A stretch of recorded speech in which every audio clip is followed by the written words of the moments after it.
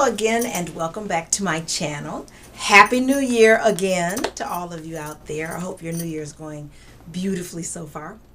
This is part two of my discussion with you, my one-way conversation with you about this whole question of why we might feel uncomfortable looking into our audience, particularly if you are a beginner. If you have not been performing very long or speaking in front of an audience for very long, you might find it particularly intimidating to do so and actually look at those who are looking back at you.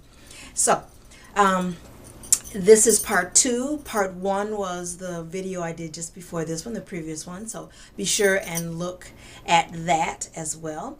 And of course, in that video, I gave you a little trick. I hate to call it a trick, but I gave you a little tip, we'll put it that way, as far as how you might overcome the feelings of intimidation when it comes to looking actually into the faces of your audience as you're performing, until you can become comfortable enough to actually, look directly into faces and not find that it throws you off from your performance. So be sure to look at that video. This part two video is going to deal with two other aspects of the issue. One, looking at my notes here, one has to do with why we find it intimidating in the first place.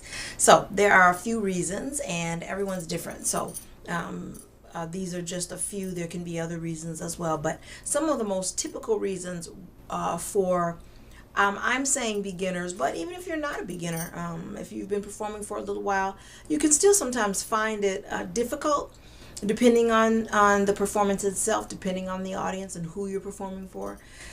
Depending on the material, you can find it difficult to really look out into your audience and develop a comfort level with engaging your audience and engaging with your audience.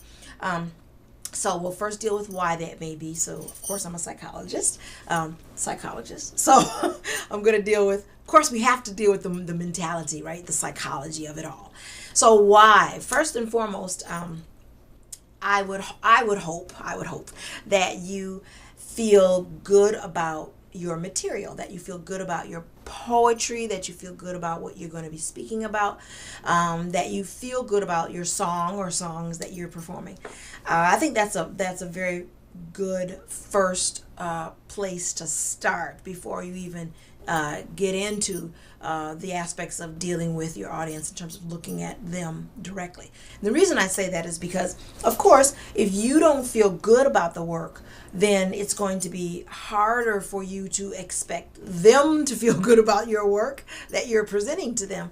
And therefore, it will make it more difficult for you to actually look at them with any intensity of the performance. I mean, any passion for the performance if you don't feel good about it. So that's the first step, is to feel, do feel good about your work. If you have doubts about the actual material, then that's another issue, another conversation, in terms of maybe you need to change the material or alter some things or choose something else or whatever, but that's another conversation. So first of all, you want to feel good about the work itself. Second of all, a second reason why you might find it difficult to look into the eyes of your audience, into those beautiful faces looking back at you, is because of the way that you perceive yourself. You may feel good about the material you're presenting, but how do you feel about yourself as a performer, as the public speaker? If you are plagued with, we all have doubts. I was going to say self-doubts. We all have insecurities. And it doesn't mean that you have to believe you are the perfect performer. But do you have enough confidence in yourself as a performer to feel that sometimes I can almost feel like do you feel you have the right to be up there, and therefore do you have the right to look at them, and engage them as you're speaking? And it sounds strange to use the word right, like do you have the right? But if you are very much plagued with insecurities and self-doubts, about your strengths as a performer, as a speaker, as a vocalist, or however you're using your voice in for others, then you can sometimes actually feel that I don't have the right to be up here. Who am I to speak on this matter to this particular audience? So that's the second reason why you may find yourself avoiding that eye contact, not really looking or engaging with your audience. I've got to practice stop. I got to stop saying I keep saying Sorry about that. That's the second reason. If you don't feel good about the material, number one, if you don't feel good about yourself as a strong performer or a growing performer, someone worth coming to see and hear and listen to and watch. And then a third reason that you may feel uncomfortable, like I said, certainly as a beginning performer, but sometimes even if you're a seasoned speaker or whatever, you may still find it intimidating sometimes. And that's because of the audience themselves. Unfortunately, many people, they don't intend to do this, of course. And many a times our audiences, particularly if they're not performers themselves, they're not aware of the expressions that they're giving back to you. So if you have people in your audience who, let's say, for example, are not appearing as though they are enthused or enthusiastic or really into what you're doing, and you are maybe new to performing yourself, like I said, that can kind of throw you off. For example, you may see someone who has a total blank stare, let's say that you are performing, you are giving it 200%, boy, you are just pouring your passions into it, and you're just really doing your thing, and you look at a face or a couple faces in the audience, and you see this. And I mean, you are really, you are giving it your all, and that's what you see. Well, note to those who are audience members, which of course is all of us at some point, that can be pretty distracting for the person who's giving it their all up there. So, a little side note to audience members, be aware that you can sometimes contribute to a discouraging feeling for the person who is giving, trying to give you a performance. Do not sit there and look like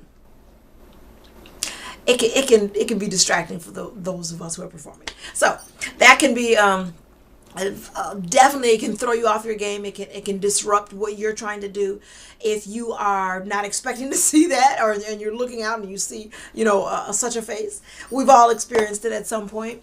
And the more you perform, the more veteran of a performer you are, the more committed you feel to your own work, all of those things, the less likely that coming across such a blank expression will throw you off. But it can throw you off, so we want to be careful about that. Another kind of expression, on the all the way to the other end of the gamut there, is not a blank expression so much as an expression that just is an utter frown. I mean, just an absolute, there's no question that the person is frowning back at you. So, that can also throw you off your game a little bit if you're not careful. So yes, the audience expressions can contribute to your feeling trepidatious and nervous and uncomfortable with looking at and engaging with those who have come to see you. I just want to remind you that, at least half the time, if not more than that, sometimes it's most of the time, when you do see those expressions, it's not about you necessarily. It's not about your performance. People have things on their minds, who knows what they may be struggling with or dealing with in their own lives. And so if you do see that when you're performing, it doesn't necessarily have to mean that they're having a problem with you. However, if you're not careful, you can very quickly begin a negative self-talk, even in the middle of your own speech or in the middle of your own performance, mentally, in your own brain, and begin to doubt yourself and question, golly, the way they're looking at me, is it that bad what I'm doing, etc. So we know that kind of negative self-talk can have a snowball effect, and it can really grow very quickly. So you want to be careful to avoid that. one of the strongest pieces of advice I can give is to develop the mental discipline of positive self-talk. It doesn't mean that you pretend that you don't see your own weaknesses in your performances. Maybe sometimes they are looking at you that way because perhaps there's something that you're doing that they're not thrilled with. But that doesn't mean that you don't have something to share or that you don't have talent and gifts and things to develop, etc. So yeah, I would say that the more you work on your positive self-talk, encouraging yourself, of course there's rehearsal and practice before, outside of the performance itself, but then also within the, as you're actually delivering it, just have that habit so that if and when, and we all do at some point, run into those faces, you can continue to stay committed to the very end of the performance, be fully passionate, fully involved, and still give it your all, even if you have an audience or that's not giving that much back to you. So your own personal mental discipline and commitment to your work will really carry you a long way when you get what appears to be a less than enthusiastic face looking back at you. So the last thing I wanted to mention was how to go about maybe picking a couple of faces in the audience to, as we say, to play to.